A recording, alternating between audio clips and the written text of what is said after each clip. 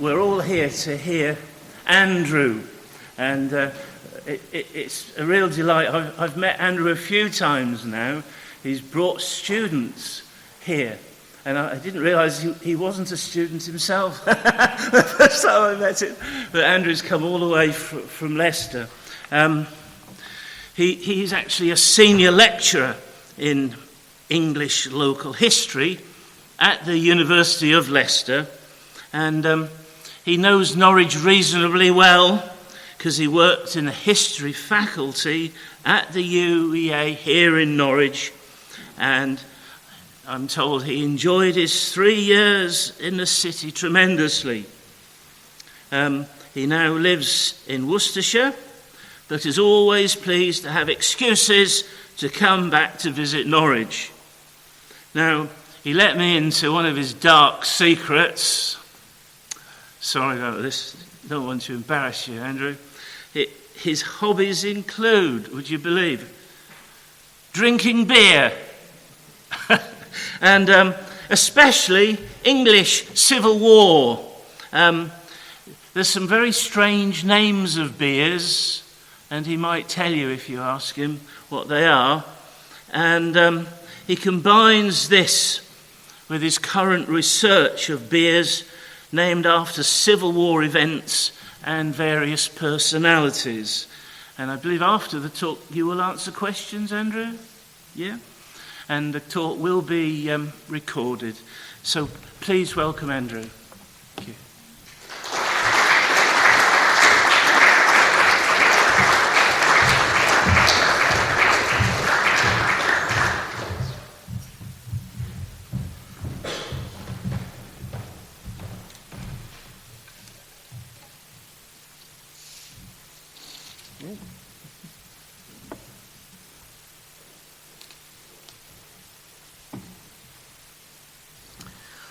Thanks very much for that splendid introduction, John, and welcome everyone to the old meeting.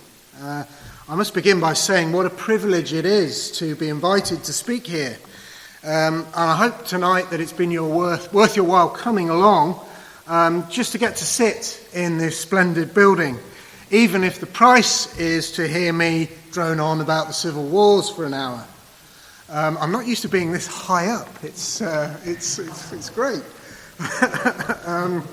So you'll see at the back there, I've brought along with me some brochures from the National Civil War Centre, which has just opened at Newark in Nottinghamshire. It opened last summer, and I've been involved with a new gallery there that looks at the human cost of the civil wars.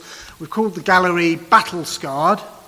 And it focuses on medicine, surgery, welfare, hospitals and aftercare in the Civil War period. And we have some free exhibition brochures there at the back, so do take one, hopefully to whet your appetite to go along for a visit.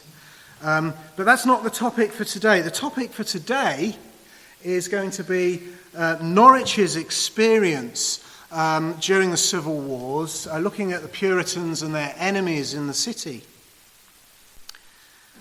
And I've called it Norwich during England's Wars of Religion. And this is because back in 1984, reacting against a previous generation of Marxist historians, John Morrell argued that Britain's civil wars were not the first modern revolution. Rather, they were Europe's last war of religion. Now, initially, this argument provoked controversy, but it's a position that has been remarkably persuasive and widely held since. Historians now perceive the civil wars as, at least in part, an armed struggle over the future direction that the Church of England would take. So who were the Puritans and who were their enemies? I know that there's quite a number of very knowledgeable people in the room here, so I must apologise for this, but I've tried to pitch this as a talk for everyone, and hopefully it'll give people who are fresh to the topic a bit of background to lead them in.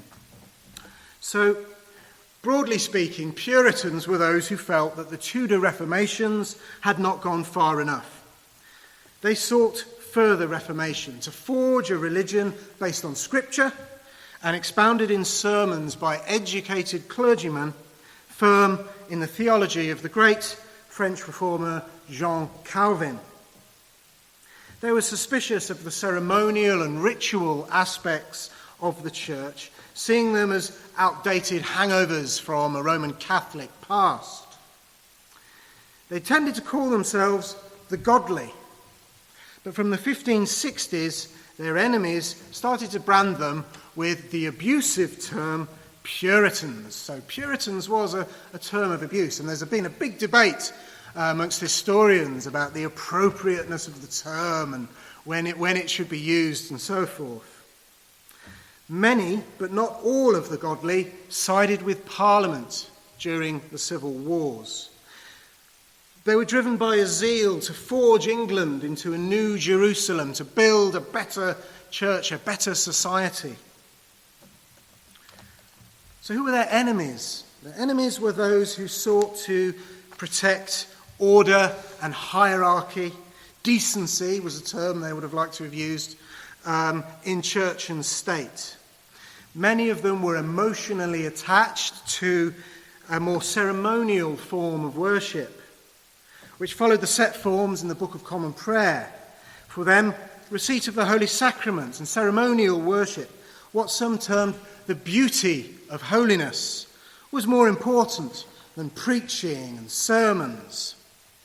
Many, too, were hostile to some elements of Calvinist theology. And many, too, were concerned that the Puritans were inherently seditious against authority and that they were a destabilizing influence in the church that would unleash a levelling tendency in the state. So now a little local background of Norwich's Reformation history. Norwich was among the largest, most populous, and most difficult dioceses in England to govern. During the Elizabethan period, godly ministers had aligned themselves with the city aldermen to drive forward the Reformation in the city. 3 buildings in particular stand out today as their heartland in Elizabethan Norwich. Fortunately, they all survive today. The first is St Andrew's Church, where many of the city's aldermen met for parochial worship. There they appointed the minister, and together with him they took on a big role in ordering the city's affairs. The Elizabethan minister of St Andrew's was John Moore. He was known as the Apostle of Norwich. He gave thousands of sermons from St Andrew's pulpit in the 20 years before his death in 1591. The second building is the Bridewell. Now, this was the site for the reformation of the idle poor, and it was located next to St Andrew's Church. Here, godly reforming discipline was imposed on alehouse haunters, beggars, fornicators, and begetters of illegitimate children. This drive rooted out those of evil rule, as they were termed, and removed them from taking communion.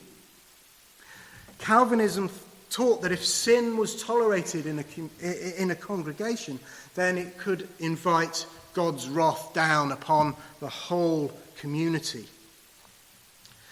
Across the street from there is our third building, Blackfriars Hall, now perhaps familiar to you as St Andrew's Hall.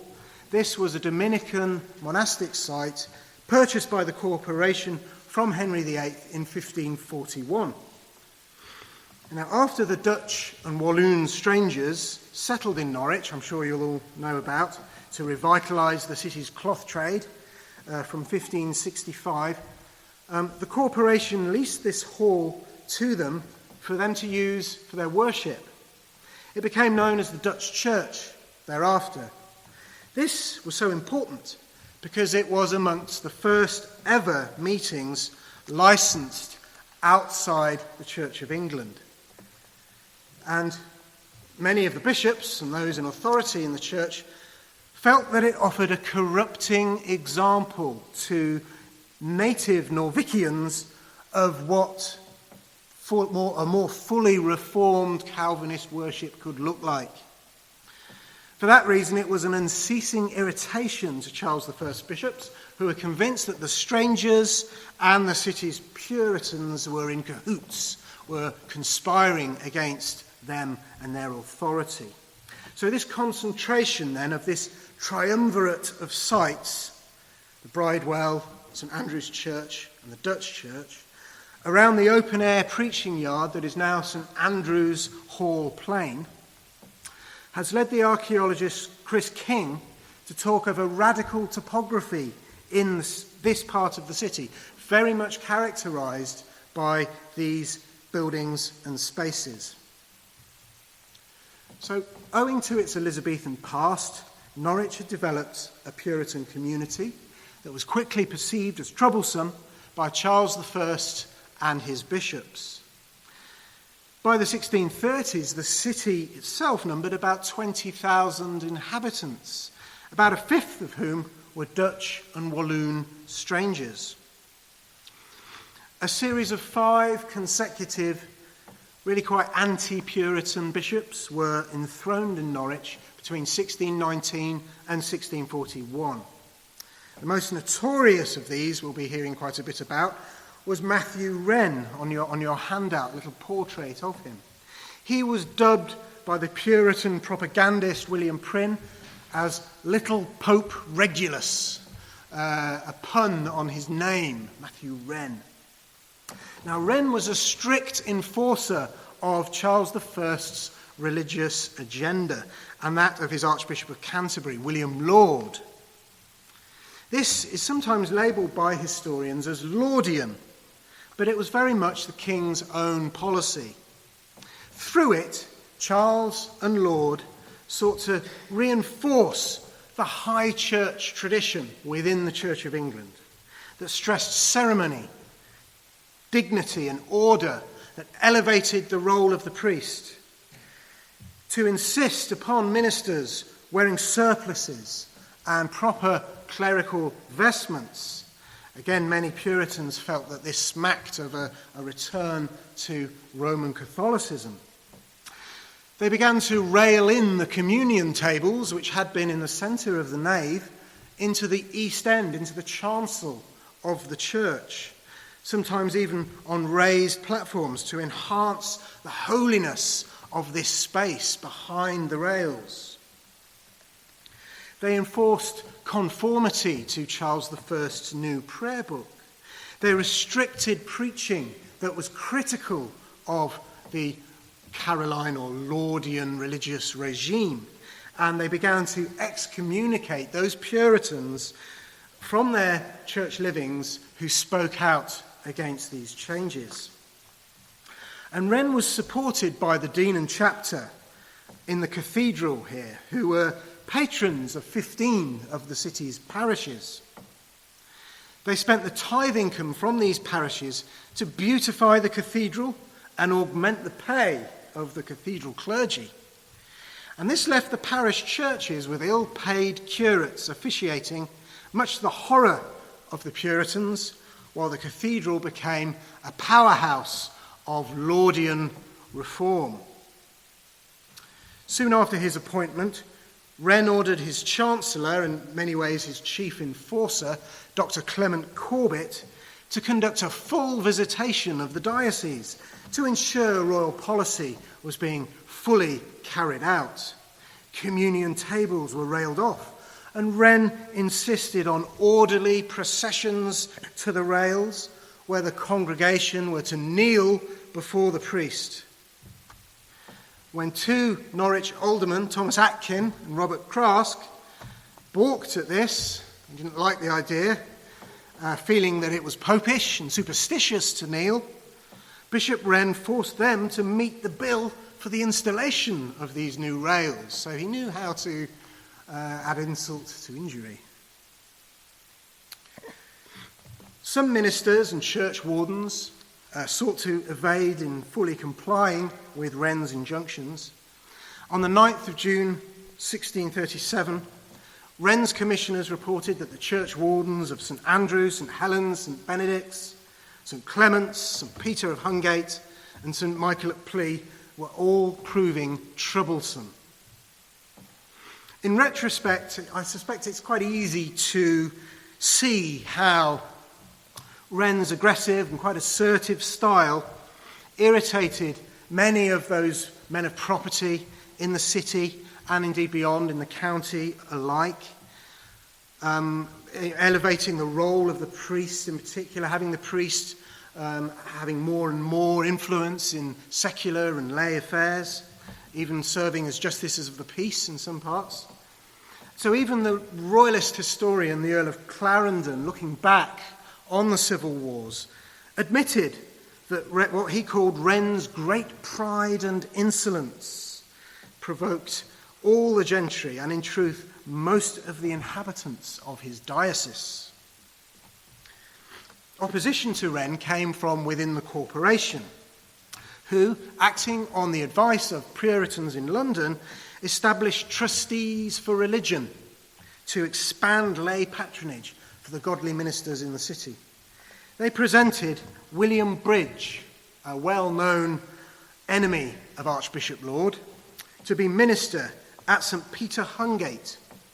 And of course, William Bridge is very famous here at the Old Meeting because he went on to minister the Norwich Congregationalists, who eventually were established here at the Old Meeting when this building was erected in 1693. Laud had previously thrown Bridge out of Colchester, where his previous living was, exclaiming, "I'll never have him lecture in my diocese that will spew in the pulpit." And here I think he was referring to Bridge's preaching of unauthorized sermons and allowing worship that was not strictly stipulated in the Book of Common Prayer. Bridge soon set up a combination lectureship with Puritan clergy drawn from across Norfolk to preach under the cathedral's very nose at St George, Tombland. From here, and as lecturer at St Andrew's Church too, Bridge preached predestination, Calvinist doctrine that Christ did not die for all and that only those elected by him were saved. He thundered out against Bishop Wren and his cathedral clergy, saying that they were those that worship the beast and receive his marks. Not a very nice way to talk about your boss, really, if you're a clergyman and the local bishop is Bishop Wren. So Wren responded by ejecting Bridge from St George's and another Puritan, Thomas Allen, from St Edmund's. Allen later returned to minister the Norwich Congregationalists during the 1650s. And the details of the court case against Bridge for his excommunication and his ejecting were upheld by Wren's Chancellor, Dr. Corbett. These suggest that there was quite a keen interest in soteriological debate. This is ideas about grace. These were debated at parish level, and they impacted strongly across the city as rival religious cultures formed in different parishes. But of course, this was exactly the sort of debate that the authorities wanted to avoid. Dr. Corbett recommended, and I think he may well have had William Bridge in his lectureship in mind here as first in the firing line, he wrote, "If his majesty shall, in his princely care, abolish that ratsbane of lecturing out of his churches, we shall have a uniform and orthodox church, as the Christian world cannot show the like." In 1636, then, Bridge was excommunicated and he moved abroad to the English church in Rotterdam. Charles I famously was alleged to have remarked, "Let him go, we are well rid of him." From there, Bridge sent members of his congregation to set up conventicles, underground religious meetings, here in Norwich and in Great Yarmouth too. There were other clergy in Norwich too who fell foul of Wren. John Carter was suspended from St. Peter Mancroft for non-compliance with Charles I's new prayer book. And one of our audience here today, Dr. Wilkins Jones, is very much the expert on John Carter. So if we have any questions on him, I'll gladly field them in Clive's direction. Yet Carter managed to win back his preaching licence. He was one of the last godly preachers left officiating in Norwich by 1639. John Ward, rector of St. Michael at Plea, fled to Rotterdam soon after Wren's 1636 visitation. So Bridge wasn't alone. There were other ministers too who had to flee abroad. The Laudian drive for conformity included enforcing censorship of religious books through the Bishop's Court and the Court of High Commission. In 1637, Edward Penton was arrested in Norwich for smuggling illegal books into the city by Puritan propagandists Henry Burton and William Prynne. Corbett informed Wren that these books had arrived from Holland through Yarmouth and they'd been conveyed to Norwich, probably along the river, sent from some of their holy friends from Delft, he said, in a scornful tone. Corbett informed Wren that the Toft family, living on the corner of Fye Bridge and Fishergate, had received these books and that they had attended underground meetings, perhaps those indeed set up by Bridge from exile. Mrs. Toft confessed one of the books was sent to her by her maid in Delft, and Corbett recommended committing the whole family to the hangman's dispatch, as he called it. In 1637, William Grant informed that one silenced minister, a Mr. Shepherd, had said openly that the people had cursed Wren to his face and bade the devil take him, the devil go with him, adding, "It is God's mercy that he is hated by the people." Rather less eloquently, Norvichian Richard Gastrick scorned Chancellor Corbett's warrant, saying that he would wipe his arse withal and that he cared not a turd for it. So despite all this nasty invective against Wren in the Bishop's Court, he did not completely unite the city or even the corporation against him. And we're very lucky to have a book written about 10 years ago by Matthew Reynolds that's really probed deeply into Norwich during the 1630s. And he has unearthed church wardens' accounts that show there were initiatives by laymen and future royalist sympathisers to beautify the churches of St. Peter Mancroft and St. Gregory's in the 1620s that clearly anticipate the Laudian style.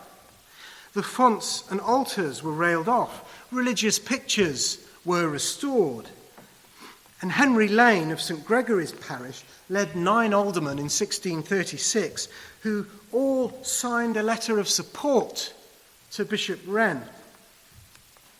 And by 1637, Wren had received further pledges of written support from 14 Norwich ministers. Justices from the future royalist Anguish family became enthusiastic enforcers of Wren's policies. And by 1638, there were signs that Wren had worn down opposition, worn down the Puritans in the city. And that, as Reynolds states, that Norwich's Puritan movement was appeared to be reaching its nadir. And Wren also succeeded in humbling and belittling his enemies in the city corporation. He forced the corporation to attend worship on Sundays in the cathedral rather than in their parish churches, as they had done so since Elizabethan times. The aldermen complained that they'd had to endure 3.5-hour-long services without comfort breaks, in cold seats, many of these men aged and infirm. They'd had to kneel at the altar, and that is something that a very wealthy Puritan merchant in the city, would have had a lot of problems with. They'd had to kneel at the altar and humble themselves before these cathedral clergy. And we can see in our extracts, in the handouts, that in 1641, many of these aldermen petitioned the House of Commons that their cathedral seats had been placed beneath a gallery of seating occupied by some of Norwich's more unruly elements, let's say. And you can see the illustration of those seats on the handouts. One of these unruly people during a service, he tried to toss down a hat onto the ceremonial sword of the corporation, which of course symbolised the honour and the dignity of these urban aldermen and magistrates. Another threw a Bible down onto the mayor's head, breaking his spectacles, whilst others even spitted and urinated down upon the aldermen's heads, threw shoes at them, and cut and mangled their ceremonial scarlet gowns, which were the badges of their honour and status. And the Puritan alderman Shipdham complained, quote, that somebody most beastly did conspicate and shit upon his gown from the galleries above. This was a real humiliation for the corporation. And I think it's telling that many of the signatories of this petition were future royalist sympathisers. So it wasn't just the Puritans that were complaining about how the cathedral clergy had treated them. And this humiliation is often forgotten when the iconoclasm that followed in the cathedral in the 1640s is recounted. And these confrontations were not unique to Norwich. Cathedral clergy across England in the 1630s really went a long way to bait and provoke those city magistrates and aldermen in incorporated towns. So Wren achieved a measure of success, at least in the short term. He did much to silence Puritan preaching in Norwich. He did much to enforce royal policy. And this suggests that depictions of Norwich as a Puritan city are exaggerations. Instead, two rival religious cultures emerged in Norwich. Wren's time as bishop sharpened these issues and raised the stakes, so much so that many Norwichians began to leave for Holland or New England. And here we come to the Great Migration, as historians term it. Between 1629 and 1640, somewhere between 14 and 21,000 people crossed the Atlantic, bound for New England. The majority were drawn from England's eastern counties, and this movement is known as the Great Migration. And in Norfolk, the southern half of the county, especially populous Norwich and its hinterland, and the strip around Yarmouth, provided the majority of migrants. Roger Thompson's identified 513 individuals, and most of these left in 1637 to 8, very soon after Wren's elevation as bishop. Of these, of course, most went to Holland, not New England. Many followed their Puritan ministers into exile. There's the famous example of Hingham, 10 miles west of here, where they followed their minister Robert Peck to settle at New Hingham in Massachusetts in 1636. Chancellor Corbett had dubbed Peck the Old Fox. Even after Peck went, his parishioners left behind sent him their tithe money, impoverishing and making life very difficult for his replacement. But migration was expensive, so most of the migrants were not poor, but more from the middle ranks of society: yeomen, artisans, craftsmen, and of course many clergymen, the kind of literate groups that provided the backbone of Puritan support. Of course, what the Pilgrim Fathers' stories does not tell us is that a very large proportion of those that went came back, especially during the 1640s, when many New Englanders returned home to take advantage of the downfall of the bishops and the greater religious liberty. So the prospects for Norwich's embattled Puritans began to look somewhat brighter after the calling of the Long Parliament in November 1640. The king was forced to call it to provide money to pay off the Scots who'd successfully invaded northern England in defence of their Presbyterian kirk. By 1641, William Bridge returned from Rotterdam, and Bishop Wren had been arrested and thrown in the Tower of London. An extraordinary reversal of fortunes. He remained there for 18 years in the Tower. And the position of his fellow Laudians and cathedral clergy came endangered as their opponents' confidence grew. Complaints against clergy who'd supported Wren grew vociferous. And Thomas Knivet wrote that nocturnal conventicles in Norwich were better attended than the daytime church services. And on Shrove Tuesday in 1642, the anxious cathedral clergy raised an armed party to defend themselves from feared riots. And one tract declared that the cathedral courts had been the cause of many a sorrowful heart in the city, and ridiculed the clergy for raising this band of swordsmen, declaring to the world the silliness of these cathedral blades. It is a sign they have no law for the maintenance of their pipes, that they are so afraid of the pulling of them down by boys. So gradually, over 1642, the parliamentarians seized control of the city, the operations of the functioning of government, the corporation, and the militia. They arrested the royalist mayor, and slowly but surely they ejected their opponents from municipal office. And William Bridge came back to found an independent meeting at Yarmouth in 1643. This established an offshoot in Norwich soon after, and was ministered by Timothy Armitage at St George Tombland. In 1643, Bridge was restored to his lectureship in St Andrew's Church and preached a fiery sermon to the volunteers of Norwich and Yarmouth, which the frontispiece of which is on your handout.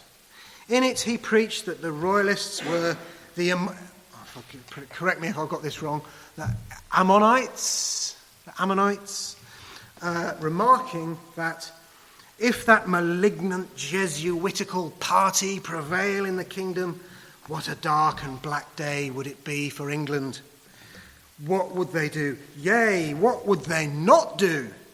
And methinks everyone should sit down and think with himself, what shall I give or do, that my person should not be enslaved, that my wife and daughters be not abused, that my poor children be not massacred, that my house be not plundered, that my country be not betrayed. He declared that the volunteers, hearing his sermon, were the bulwarks of England and the Protestant faith. And he posed for them the ultimate question: who would live when religion is dead? So he painted this war in starkly religious terms, assuring the volunteers they were marching into a promised land where the established order would be overturned and that they would rise above the royalist gentry that opposed them. A kind of a levelling rhetoric almost. He orated, the mercy of those that are in authority may let the houses of the malignant stand, meaning of course the royalists. Yet I make no question, but the doors of their houses shall be made so low that they will always stoop as a note of their subjection, whilst you that stand for the cause and country and cities of your God shall have the doors of your houses enlarged. Now many Puritans were of course given to this kind of millenarian preaching, and it proved a powerful tool for the mobilization of the parliamentary cause. But the trouble was, it raised expectations of those who had engaged, that they might have a stake in any settlement to follow the war, far beyond what the houses at Westminster were actually prepared to countenance. Men of property do tend to be uncomfortable with clamours to raise up the poor. But these wars were no longer wars of words. Norwich now raised money and munitions and sent its men out to fight and die in Parliament's cause. The strangers provided 2 companies of foot for the Eastern Association, who may well have fought at Marston Moor, the bloodiest battle. Or the women of the city raised money for a troop of horse for Cromwell's regiment, subsequently ridiculed by the Royalists as the maiden troop, what the maidens of Norwich might be up to while their menfolk were out fighting. The Royalists, of course, found unceasingly amusing. Oaths of allegiance were then imposed upon the city, as male householders in each parish were required to subscribe after divine worship to the Solemn League and Covenant in their parish churches. This was Parliament's military alliance with the Scots that promised a Presbyterian settlement. Lists of subscribers and refusers survive, and these tend to confirm a pattern in the city, a pattern of parliamentarian strength here in the northern ward of the city, and a more stronger anti-Puritan sentiment around the market in Mancroft and in Conisford wards.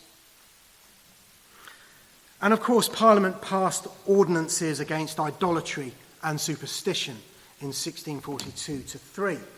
Norwich's churches and cathedral experienced a wave of popular and officially sanctioned iconoclasm.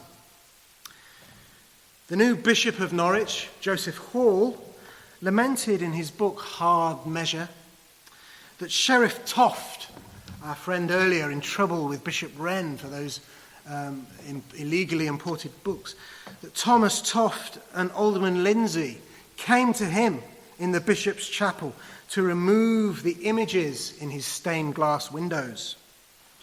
When Hall objected that the pictures were of some ancient and worthy bishops, as St. Ambrose and St. Augustine, it was answered me, he complained, that they were so many popes. And Hall's vivid description of the iconoclasm that followed in the cathedral is notorious. You have that in your second extract. Has anyone not seen this famous extract? You've probably all seen it before. I'll save you from reciting it. But it's quite an extraordinary piece of writing explaining what the backlash, if you like, the backlash against the cathedral clergy in the 1640s. And I think it suggests, at least in Hall's mind, an almost carnivalesque atmosphere or aspect to the iconoclasm that took place. Hall wanted to depict this as the actions of an unruly, licentious mob. The Laudian clergy were mocked, the sacred nature of the cathedral's space openly flouted. The cathedral now open on all sides to be filled with musketeers waiting for the mayor's return, drinking and tobaccooning as freely as if it had turned alehouse. Popish pictures were burned in the marketplace. The founder's tomb in the cathedral was levelled. The high altar was replaced with the mayor's seat, and the alderman's seats moved to the east end to symbolise the triumph of the corporation and those perhaps who were aiming for a more godly, reformed style of worship for the new Church of England, to symbolise their triumph over Bishop Wren and the cathedral clergy. And of course, how we interpret the nature of this iconoclasm depends very much upon the primary sources we look at, the sources that we select. So Bishop Hall's source suggests a very furious activity, an indiscriminate activity. Yet if we look at the corporation records, this suggests that the iconoclasm was more selective, more legalistic, more judicious in the way it was applied by the officers of the corporation. So as often with history, it depends which sources we look at. And of course, Bishop Hall's version became the official version once the Church of England was restored and Charles II came back in the 1660s. But across the city, not just in the cathedral, chancels were levelled, altar rails and statues were smashed, crucifixes pulled down, painted glass defaced. And a Puritan-led attack on guild days and popular festival followed. Stricter observation of the Sabbath was demanded from the citizens of Norwich. No more drinking, no more sports on the Sabbath. There was an order in 1645 that Christmas Day should no longer be observed as a festival, fearing, of course, that it was an excuse for licentiousness and evil rule and ill living. And then in 1646, the godly of Norwich fell out amongst themselves in a vicious pamphlet war between Presbyterians and Independents, arguing over the issue of church government and how the new Church of England was going to be ordered and controlled. So now, internally divided, Norwich's Puritans became vulnerable to a royalist backlash in the city, as popular opinion became offended against their attack on festive culture. In 1647 to 48, royalist sympathisers were managed to get themselves elected into the corporation as a sheriff and as an alderman. And the godly authorities in the city began to attract criticism. Richard Turrell complained, "If sermons were done, it would be a better world than it is." And Thomas Palgrave threatened to cut the throats of any who opened their shops on Christmas Day. Charles Davil, minister of St. Lawrence, openly condemned the iconoclasm that had taken place, calling the iconoclasts base, domineering fellows which scandalized the ministers of God and abused the temples of the Lord. In December 1647, the apprentices of Norwich, always eager for a bit of disorder wherever the chance arose, they gathered in the castle yard and petitioned the mayor, John Utting, for the observation of Christmas Day. Now, Utting was a churchwarden at St. Peter Mancroft, and he stood accused of permitting royalist clergy to officiate in some churches in Norwich. The Guild Day sermon of the 22nd of June 1647, delivered by John Carter, the Presbyterian minister at St. Peter Mancroft, attacked John Utting, the mayor, and other magistrates for attempting to silence the godly ministers in the city and for having supported Bishop Wren during the 1630s, raking up those old quarrels. An unreformed worship persisted in the city in several parish churches, flouting Parliament's authority. In August 1647, Henry Drury was indicted for using the Book of Common Prayer in St. Giles's church in contempt of Parliament's authority, instead of the new Presbyterian Directory of Worship, which the parishes were supposed to be using. So in April 1648, John Utting, as mayor, was summoned to Parliament to explain himself, to answer charges of scandalous government that had been brought against him by his Puritan enemies on the congregation. So a petition circulated amongst the citizens of Norwich to keep Utting within the city, to stop him from being carried off to London. In 1643, the previous royalist mayor had been carried off and imprisoned in Cambridge. So many Norwich people thought, well, we can't let this happen again.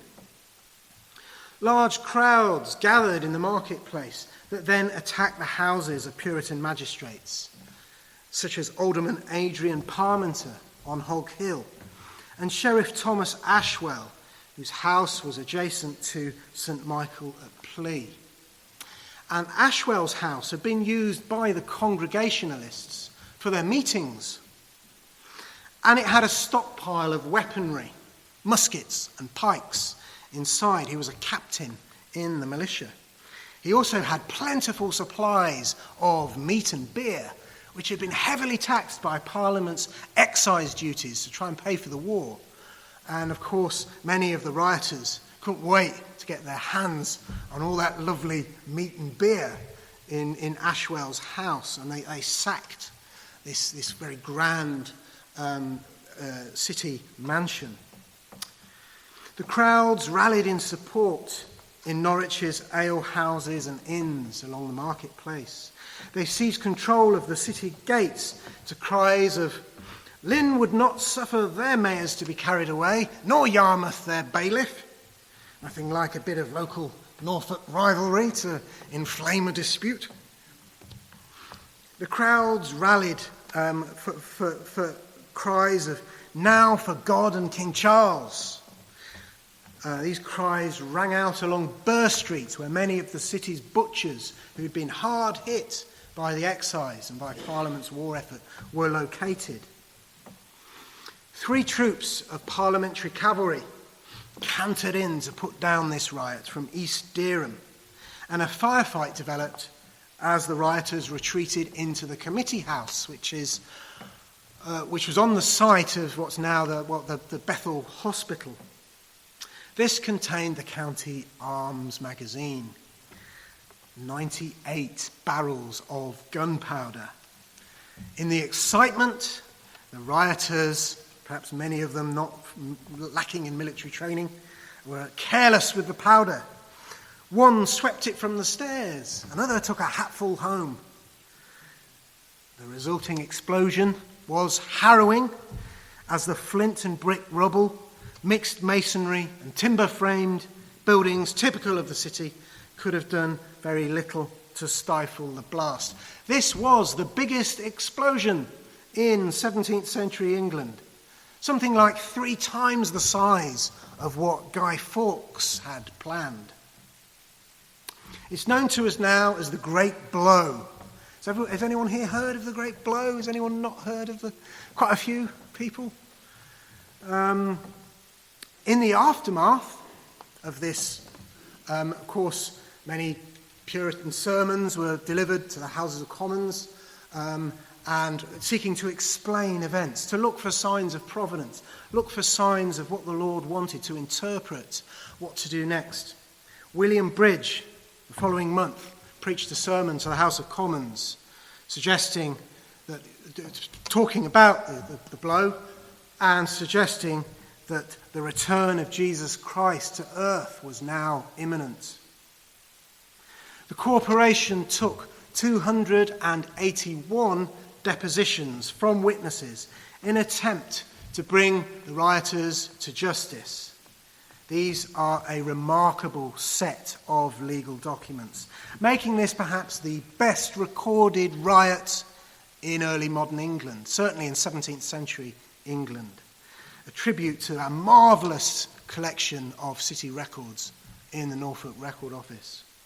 I'm hoping this will be a forthcoming volume with the Norfolk Records Society, because these depositions reveal a vibrant royalist politics and anti-Puritan politics in parts of the city of Norwich. And members of the Congregationalist meeting here were very likely to have been amongst the victims of that riot. Alice Hansel, one of the witnesses, testified that she and Mary Berman had been traduced in the marketplace as independent bitches, whores and jades, whilst an onlooker said it were a blessed turn to knock them on the head. Of course, independent was the term often used for the Congregationalists. Our friend Thomas Ashwell, the Puritan sheriff who'd used his house for the meeting, for the Congregationalist meeting, one man threatened to cut him into 1,000 pieces, whilst the butcher declared he would have Captain Ashwell hanged upon the castle hill, upon Gardiner's mare. I think this is George Gardiner, the Elizabethan Dean of Norwich, in 1570. Shows the citizens of Norwich had a long memory. George Gardiner committed a public act of iconoclasm in the cathedral in 1570, about the time the Roman Catholic Norfolk rebels were hanged for their rebellion against Elizabeth I. But it wasn't Captain Ashwell that was hanged, it was 8 of the rioters, 8 of the ringleaders of the riot. Of course, none of them were particularly important. They were lesser tradesmen. The real ringleaders escaped unpunished. They were hanged in the castle ditches in January 1649 alongside 2 witches, presumably to cheapen their deaths, to show that they were on a par. These royalist rioters were on a par with these witches. And of course, the corporations, Puritans, used this riot to force out royalist sympathisers from office. There was a purge of aldermen, common councilmen in the city who were judged to have been implicated or involved in some way. And this purge extended to root out those clergy still officiating in the city who were hostile to the Puritan regime. 5 ministers, all linked to support for Bishop Wren, were recommended for ejection at St Stephen's, St John Timber Hill and Trowse. They stood accused of drinking Wren's health and cursing Parliament for ejecting bishops. So the great blow brought the bloodshed of civil war to Norwich. It polarised the city. Rival topographies were shored up in different districts for generations to come. Parliamentarian, Puritan and later Whig support was pronounced in the great ward of Over the Water, here along Colgate, and in the cloth-working parishes of Weimar, spaces that were less directly engaged by the crowds in 1648. Most of the bloodshed of the riots, the confrontations, occurred in the great wards of Mancroft and Conisford, south and west of the castle, and especially in the marketplace and in St Peter Mancroft parish itself. And this parish had the largest number of covenant refusers in the city, a huge number. And of course, in the 18th century, it became the headquarters of Norwich Toryism. So the royalist, the anti-Puritan topography of the 1640s maps well onto city parishes of butchers, tradesmen and retailers that became Tory and Jacobite strongholds in the 18th century, such as St Stephen's and St John Timber Hill, the Blue Bell Inn on Hog Hill and the White Lion Inn, where the inebriated insurgents of 1648, of the Great Blow, where they'd mustered their courage. These later became venues for the Hellfire Club and Tory mobs to gather to plot their attacks on the Methodists. Again, seeing these long-term continuities between different spaces in the city. So how did our chief protagonists fare after the wars were over? What became of Wren and Bridge? With the return of Charles II, Wren was at last released from the Tower after 18 years. Because Wren was Wren, it didn't take him long before he upset Charles II too. And he famously quipped, "Don't worry, Your Majesty, I know the way to the Tower." William Bridge was ejected from Yarmouth and moved down to minister conventicles in London and Surrey. In 1663, he narrowly escaped arrest at one of these. He interpreted the renewed persecution of the godly as part of God's design to test his children. Ultimately, the persecution was, of course, short-lived. We know now, of course, of the Toleration Act of 1689. But sadly, Bridge did not survive to see that. He died at Clapham in 1671. And now comes for what I like to call the support your local regicide part of the evening. I think we need to have a brief mention of Miles Corbett, a member of Norwich's Congregationalist church, who paid with his life for his role in England's war of religion. He was from a family of Sproston. He was MP for Yarmouth. He was involved in the 1650s in ejecting royalist ministers on a national scale, and he was a close friend of William Bridge. Of course, after the Restoration, because he'd signed the death warrant of Charles I, he was scorned and derided in the royalist press as Blackamoor Corbett, or the Jew Corbett, because of his swarthy complexion and, of course, his betrayal of Christ, the Christ-like figure of Charles I, king and martyr. Corbett was hunted down and captured in Holland in 1662. Brought back to England, he wrote quite an inspiring confession of faith to prepare himself for the horrors that awaited him, the horrors of being hung, drawn, and quartered. According to Samuel Pepys, Corbett went to his death cheerfully and unrepentant. His confession of faith lamented the return of the monarchy, which he interpreted as God's punishment for England having turned against the Lord. Corbett wrote of the fate of his fellow Puritans, now, of course, increasingly labelled fanatics by their royalist governors. He wrote, "And now the enemy cast iniquity upon us. They reproach all the footsteps of God and all his glorious appearances that have been amongst us. And they say, where is your God now? Where is your reformation now? Oh, what a deluge of profanities, of whoredoms, swearings, cursings, drunkenness, popery, prelacy, malice, rage, and bitterness have broken out." Poor old Miles Corbett.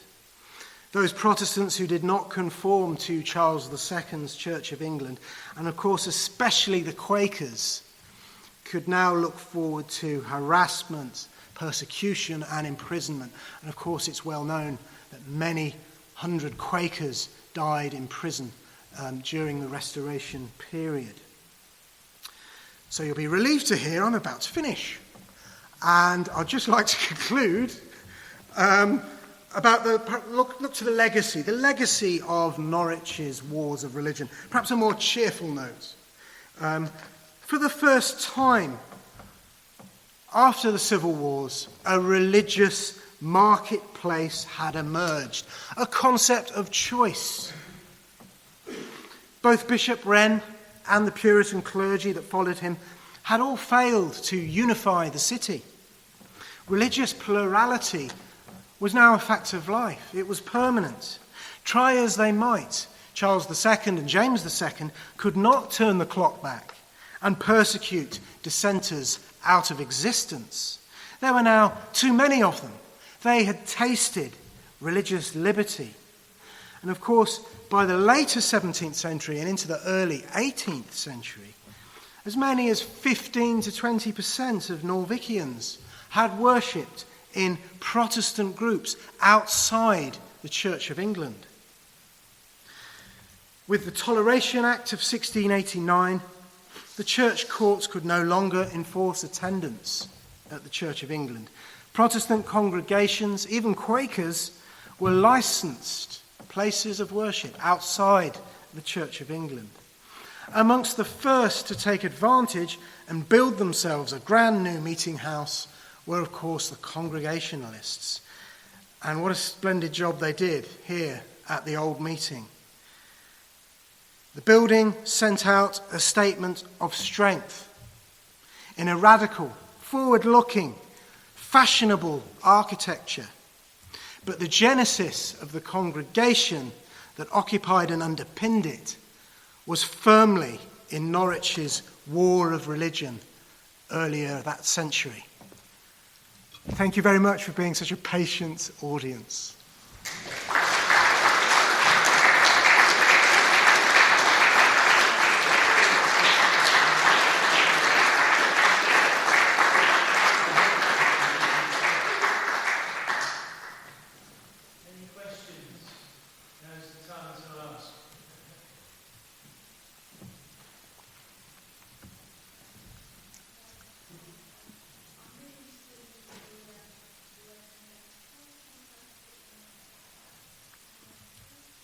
Yeah, it was a term used to describe illegal religious meetings outside the Church of England. And of course, they had to be quite secretive and careful about meeting for fear of prosecution. So quite often they were held outside or in private houses, in people's homes, sometimes out in the landscape, in farm buildings or in the countryside. And of course, I suppose the genesis of this, from a Protestant perspective, was the reign of Mary Tudor, when when what had been the state church, Edward VI's Protestant, very Protestant church, suddenly became illegal, and many of those congregations became conventicles, or almost overnight.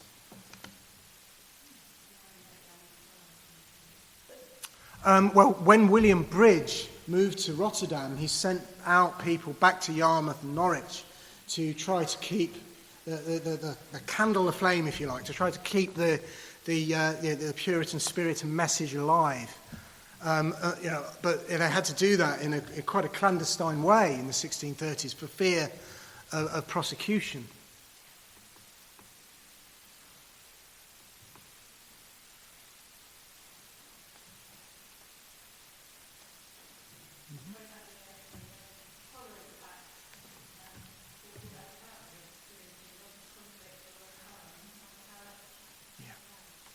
It wasn't full and free toleration for everyone, of course.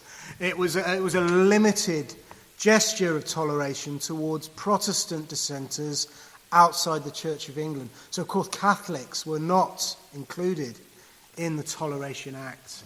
It has a longer and rambling title. It wasn't actually called the Toleration Act. But it came about because of the accession of William III and Mary II to the throne, and the abdication, if you like, or the fleeing of James II.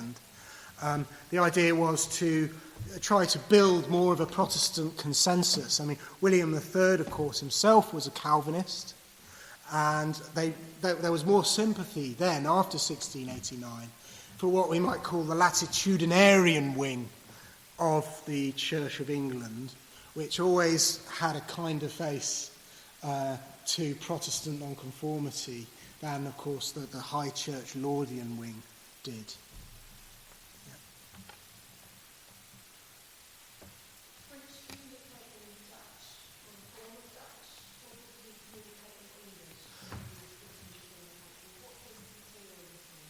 That's an excellent question. I mean, what I've seen that he's writing is all in English, but I mean, I've not looked at all of his writings by any means. So that's a very interesting question. I don't know if Joel's ever come across Bridge using Dutch.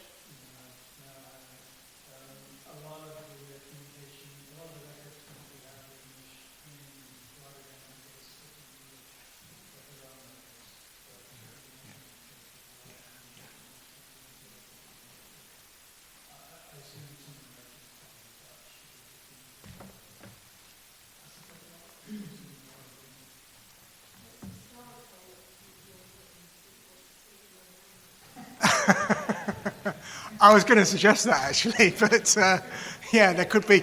We might have form for that. Yeah.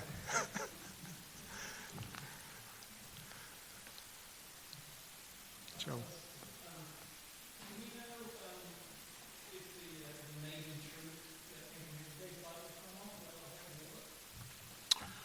I'd have to look into that. I mean, they were part of his regiment of Ironsides, weren't they? And they were at Marston Moor. certainly, I think. I mean, they were, was it the 12th or the 13th troop? They were one of the last troops in the regiment to be raised. I think it was September 1643, and they rode out. I think they were, I would have expected them to have been at Marston Moor. I mean, that would be a wonderful project, wouldn't it, for perhaps an undergraduate dissertation to try and do a sort of military religious history of the maiden troop. Because there's quite a bit written about them from that royalist perspective, seeking to sneer at them and to make points of propaganda value about proper gendered authority and so on. So I think that could be quite a rich topic for someone to push, actually.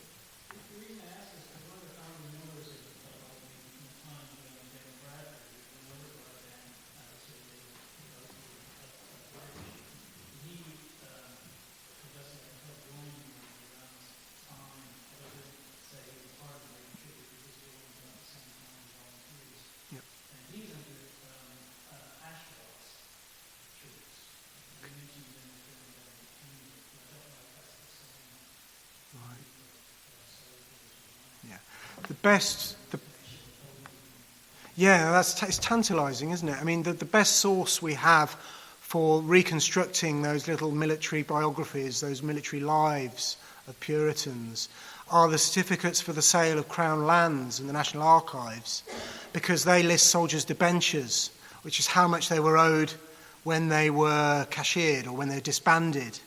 But it would be a bit of a needle in a haystack going through them to find that. But they try to organise them by county. But the trouble is, it's often the county where the lands were sold, rather than the crown where the crown lands were sold to pay the army's bill, rather than the county of those soldiers who might claim their arrears from it. So there could be some archival spade work to be done to find out more, I think, about those Norfolk's military involvement and Norwich's military involvement in the Eastern Association, and indeed the Commonwealth Army after. You haven't said anything about the Baptists who were around at this time, or indeed people who haven't survived, like the Ranters and so on.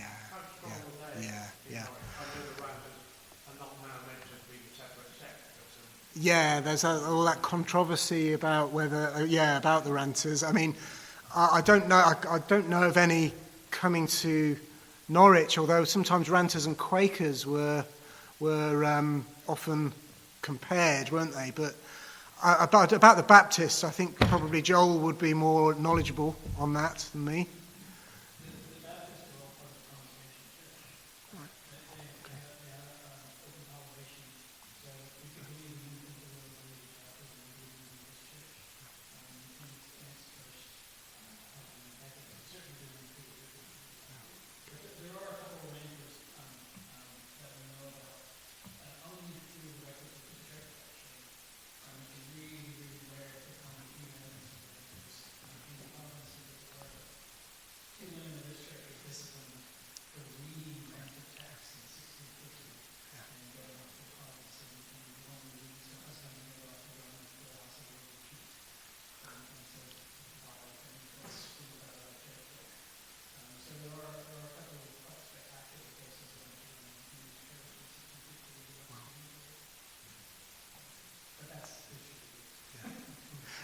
Is that published in anything yet, or is that something you'll work up?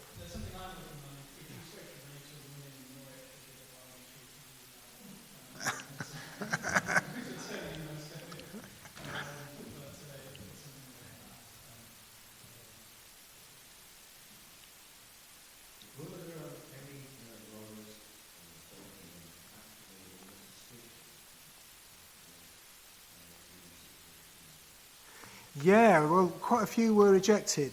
I forget the exact number now. I've written an article on the Great Blow, and I put in a little table of the numbers.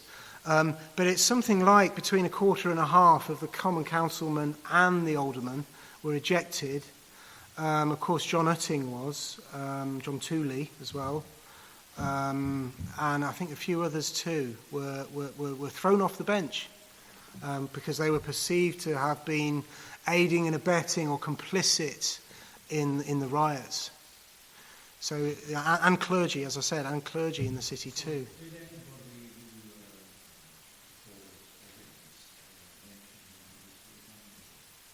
Mention who, sorry?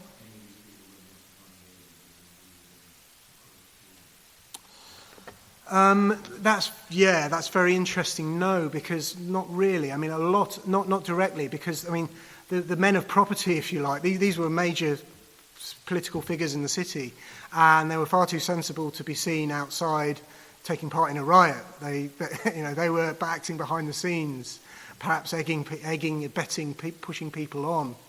No,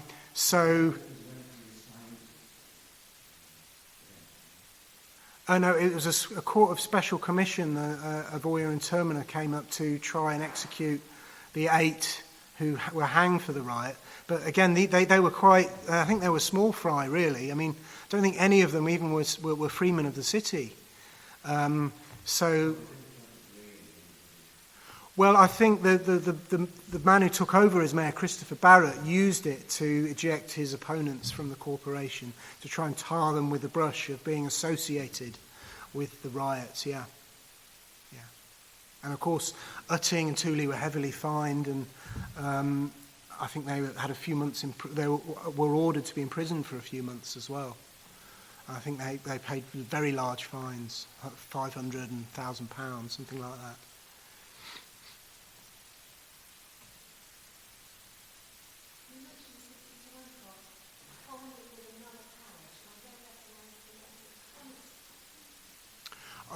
The Great Ward of Conisford and the Great Ward of Mancroft, those sort of southern and western parts of the city. Yeah.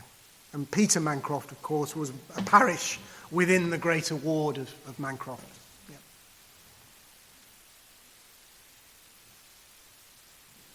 Anyone else? Well, thank you very much. It's been amazing. There's so much to learn, isn't it? So fascinating. All that happened here in Norwich. Fantastic. Maybe in the future we may even get you to come back. But, I'll be delighted. Thank you. That's fine.